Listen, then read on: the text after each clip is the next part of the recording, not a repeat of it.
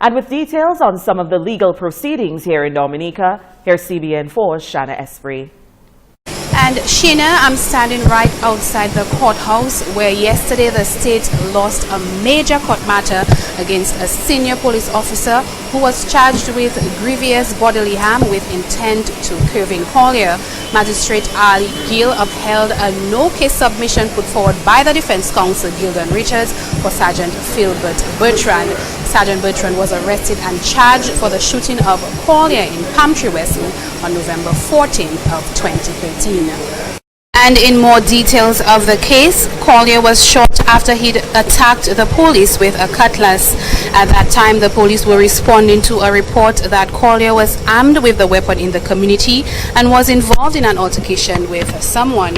He was charged by the police for being armed with an offensive weapon and convicted. Bertrand was arrested and charged in 2015 in the matter. This week, Richards put forward a no-case submission, claiming that his client had no case to answer because the prosecution had failed to prove a prima facie case against his client.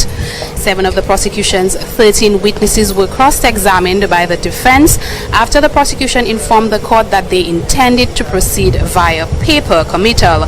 Magistrate Gill then listened to submissions from the prosecution led by State Attorney in the office of the DPP, Carlita Benjamin.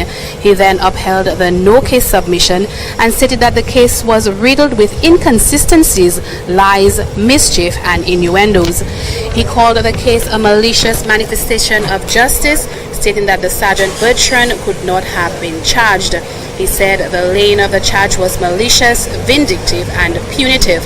After his arrest, Sergeant was placed on half-pay leave by the Police Service Commission. Superintendent of Police Coffee Williams was the investigating officer in the matter.